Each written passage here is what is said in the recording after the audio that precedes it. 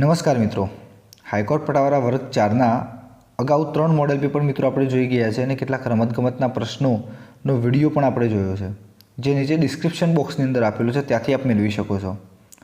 આજે આપણે model paper 4ની ચર્ચા કરીશું. વિડીયો મિત્રો શરૂઆતથી અંત સુધી જોશો, કારણ કે વિડીયોના અંતમાં મેં આપને એક પ્રશ્ન પણ પૂછેલો છે. જો આપ ચેનલ ઉપર નવા છો તો પ્લીઝ મિત્રો ચેનલને સબસ્ક્રાઈબ કરો અને બાજુમાં આવેલા બેલ આઇકન પર ક્લિક કરો, જેથી કરીને આવનાર વિડીયોની માહિતી જે છે એ સૌ પ્રથમ આપણા સુધી પહોંચી રહે અને આપ આપની તૈયારીની અંદર વધારો કરી શકો. તો મિત્રો ચાલો જોઈએ આજે હાઈકોર્ટ પટાવાળા વર્ગ 4 મોડેલ પેપર નંબર 4.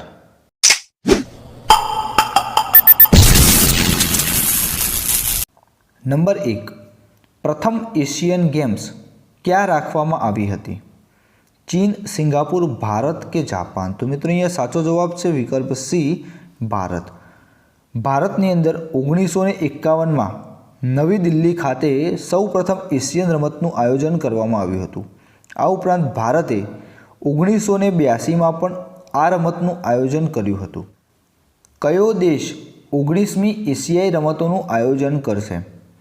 સાચો જવાબ છે વિકલ્પ ડી, ચાઇના.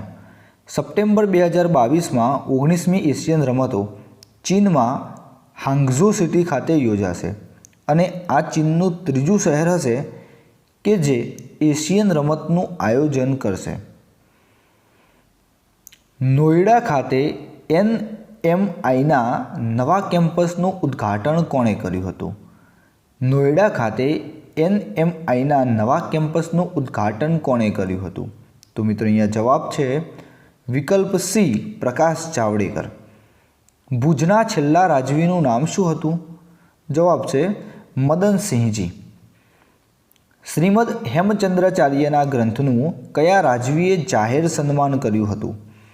શ્રીમદ હેમચંદ્રાચાર્યના ગ્રંથનું કયા રાજવીએ જાહેર સન્માન કર્યું હતું? સાચો જવાબ છે અહીંયા વિકલ્પ સી, સિદ્ધરાજ જયસિંહ. ગુજરાતના કયા મુખ્યમંત્રીનું હોદ્દા પર હતા ત્યારે વિમાની અકસ્માતમાં અવસાન થયું હતું? ગુજરાતના કયા મુખ્યમંત્રીનું હોદ્દા પર હતા ત્યારે વિમાની અકસ્માતમાં અવસાન થયું હતું? તો મિત્રો અહીંયા જવાબ છે વિકલ્પ સી, બળવંતરાય મહેતા. આગળનો પ્રશ્ન મિત્રો અહીંયા જોઈએ તો આમાંથી કોને ગુજરાતના મુખ્યમંત્રી બીજી વખત બનવાનું સૌભાગ્ય સાંપડ્યું નથી? તો મિત્રો અહીંયા જવાબ આવશે વિકલ્પ ડી, અમરસિંહ ચૌધરી.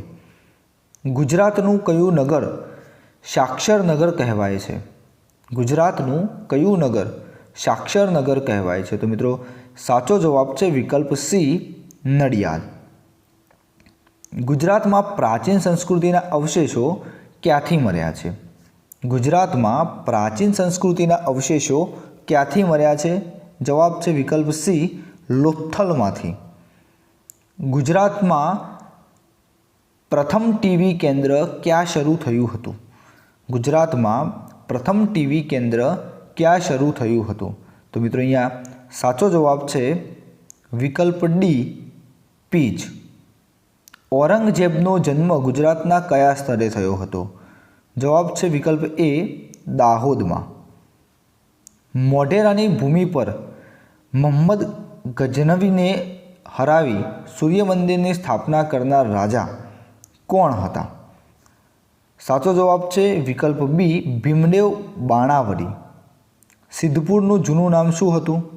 શ્રીસ્થળ. કયું જોડકું ખોટું છે?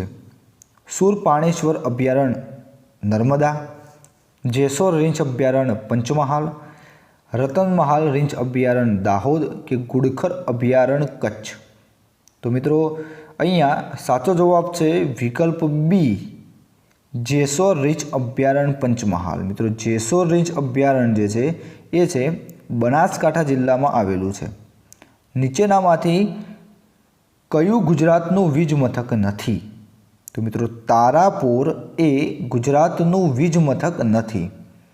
કારો અને ખાવડા આ બંને પર્વતો કયા જિલ્લામાં આવેલા છે? તો મિત્રો કારો અને ખાવડા આ બંને પર્વત વિકલ્પ એ, કચ્છમાં આવેલા છે. ખોડિયાર બંધ કઈ નદી પર છે? સાચો જવાબ છે શેત્રુંજી નદી પર. 5, 6, 10, 19. તો મિત્રો આગળના ક્રમમાં કઈ સંખ્યા આવશે? તો મિત્રો આગળના ક્રમની અંદર જવાબ આવશે અહીંયા 35. કેવી રીતે? તો 5માં 1નો વર્ગ ઉમેરો તો 1નો વર્ગ થશે 1, એટલે 5માં 1 ઉમેરતા આપણને મળશે 6. હવે 6માં 2નો વર્ગ તમે ઉમેરો એટલે તમે ઉમેરશો 2નો વર્ગ 4, તો 6 ને 4 થશે 10. 10માં 3નો વર્ગ ઉમેરો તો 10માં 9 ઉમેરતા થશે 19. તો 19માં હવે 4નો વર્ગ ઉમેરો એટલે 19માં તમે 16 ઉમેરશો 4નો વર્ગ એટલે જવાબ થશે 35. માટે સાચો જવાબ મિત્રો અહીંયા આવશે 35, વિકલ્પ બી. એક લાઇનમાં મારો બંને તરફથી 9મો નંબર છે, તો લાઇનમાં કુલ કેટલી વ્યક્તિ હશે? તો મિત્રો બંને તરફથી મારો 9મો નંબર છે, એનો મતલબ કે મારી ડાબી બાજુ 8 જણા હશે અને મારી જમણી બાજુ પણ કેટલા જણા હશે? 8 જણા. એટલે ડાબી બાજુ 8 જણા, જમણી બાજુ 8 જણા અને વચ્ચે હું, એટલે 8 + 8 16 અને 17. તો લાઇનમાં મિત્રો કુલ કેટલી વ્યક્તિ હશે? 17. તો સાચો જવાબ છે વિકલ્પ સી, 17. જો એક હરોળમાં કોઈ પણ બાજુથી શરૂ કરવામાં આવે તો આગળની બાજુ અથવા તો પાછળની બાજુથી આપનો ક્રમ 11મો હોય તો હરોળમાં કુલ કેટલી વ્યક્તિ હશે? તો મિત્રો અહીંયા એ જ વિચારવાનું છે કે તમારો ક્રમ ઉપરથી પાછળથી જોવામાં આવે તો 11મો છે, તો તમારી આગળ 10 જણા હશે, તમારી પાછળ પણ 10 જણા હશે, તો 10 ને 10 20 અને એક તમે પોતે, એટલે ટોટલ થશે 21. માટે સાચો જવાબ છે વિકલ્પ સી, 21. બાળકોની એક હારમાં મોનાલિસાનો ક્રમ ઉપરથી 27મો અને નીચેથી 51મો છે, તો હારમાં કુલ કેટલા બાળકો હશે? તો મિત્રો મોનાલિસાનો ઉપરથી ક્રમ 27મો છે, એનો અર્થ કે એના આગળ જે છે એ 26 બાળકો હશે. નીચેથી 51મો છે એટલે એના પાછળ 50 બાળકો હશે, એટલે 50 + 26 એટલે થશે 76 અને એક પોતે એટલે થયા 77. માટે હારની અંદર કુલ કેટલા બાળકો હશે? વિકલ્પ ડી, 77. પ્રિયાનું મુખ તો જાણે ચંદ્ર જેવું, આ કયા પ્રકારનો અલંકાર છે? તો મિત્રો જ્યારે જાણે, રખે, શકે આવે તો આ અલંકારનો પ્રકાર થાય છે ઉત્પ્રેક્ષા. માટે સાચો જવાબ છે ઉત્પ્રેક્ષા. વસંતલિકા છંદનું બંધારણ જણાવો. તભ જ ગાગા. માત્રામેળ છંદમાં લઘુ અક્ષર માટે કેટલી માત્રા ગણવામાં આવે છે? તો મિત્રો સાચો જવાબ છે અહીંયા 1 માત્રા ગણવામાં આવે છે.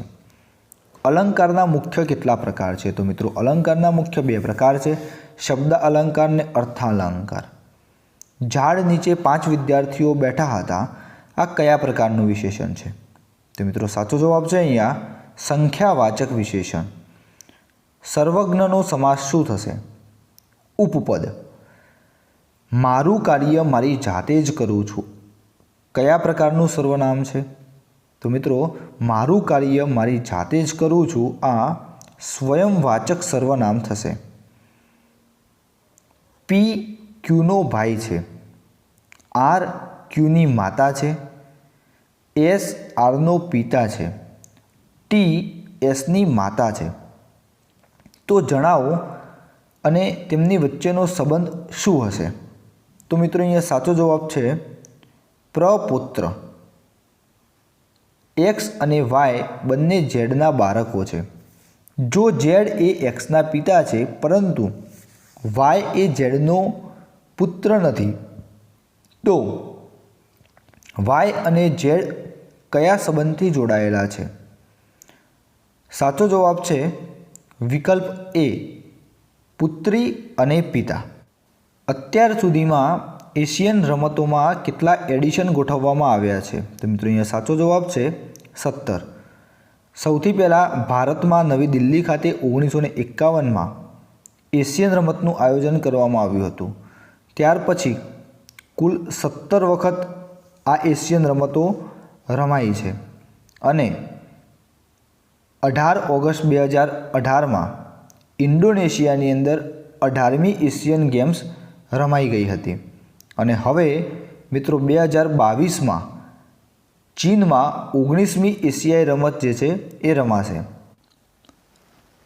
કયા શહેરે સૌથી વધુ વખત એશિયાઈ રમતોનું આયોજન કર્યું છે? તો મિત્રો જવાબ છે અહીંયા બેંકોકે. થાઈલેન્ડના શહેર બેંકોકે 4 વખત આ રમતને હોસ્ટ કરી છે. બેંકોકે કઈ સાલની અંદર એશિયન ગેમ્સનું આયોજન કર્યું છે? તો 1966, 1970, 1978 તેમજ 1998માં બેંકોકે એશિયન ગેમ્સનું આયોજન કર્યું હતું. હોકીની સર્વોચ્ચ સંચાલક સંસ્થા આમાંથી કઈ છે? હોકીની સર્વોચ્ચ સંચાલક સંસ્થા આમાંથી કઈ છે? તો મિત્રો સાચો જવાબ છે અહીંયા વિકલ્પ એ, international hockey federation. Hockey match દરમિયાન કયા ખેલાડીને બોલને તેના પગ સાથે સ્પર્શ કરવાની છૂટ છે? હોકી મેચ દરમિયાન કયા ખેલાડીને બોલને તેના પગ સાથે સ્પર્શ કરવાની છૂટ છે? વિકલ્પ એ, ગોલકીપર. વ્યક્તિગત વર્ગમાં ઓલિમ્પિક સુવર્ણ ચંદ્રક જીતનાર પ્રથમ ભારતીયનું નામ શું છે? વ્યક્તિગત વર્ગમાં ઓલિમ્પિક સુવર્ણ ચંદ્રક જીતનાર પ્રથમ ભારતીયનું નામ શું છે? તો મિત્રો સાચો જવાબ છે અહીંયા વિકલ્પ સી, અભિનવ બિંદ્રા. લોબ, લેટ, ડ્રાઈવ, લવ ખાલી જગ્યાની રમત સાથે સંબંધિત છે. સાચો જવાબ છે અહીંયા વિકલ્પ બી, બેડમિન્ટન. નેશનલ સેમ્પલ સર્વે ઓફિસના અહેવાલ મુજબ વર્ષ 2017-18 માટે બેરોજગારીનો દર શું છે? નેશનલ સેમ્પલ સર્વે ઓફિસના અહેવાલ મુજબ વર્ષ 2017-18 માટે બેરોજગારીનો દર શું છે? તો મિત્રો સાચો જવાબ છે અહીંયા વિકલ્પ ડી, 6.1%. સુરેન્દ્રનગર જિલ્લાના કયા ગામમાંથી સિંધુ ખીણની સંસ્કૃતિના અવશેષો મળી આવ્યા છે? તો જવાબ છે અહીંયા રંગપુરમાંથી. કાલીબંગન નામનું પુરાતન સ્થળ કયા રાજ્યમાં આવેલું છે? તો મિત્રો કાલીબંગન નામનું પુરાતન સ્થળ એ રાજસ્થાનમાં આવેલું છે. દક્ષિણ કોરિયાની કિસુંગ યુંગે 31 જાન્યુઆરી 2018ના રોજ કઈ રમતથી તેમની નિવૃત્તિની જાહેરાત કરી હતી? તો મિત્રો અહીંયા સાચો જવાબ છે વિકલ્પ બી, ફૂટબોલ. હવે મિત્રો વિડીયોના અંતમાં આપને એક પ્રશ્ન એ છે કે 2022માં એશિયન ગેમ્સનું આયોજન ક્યાં થવાનું છે? 2022માં એશિયન ગેમ્સનું આયોજન ક્યાં થવાનું છે?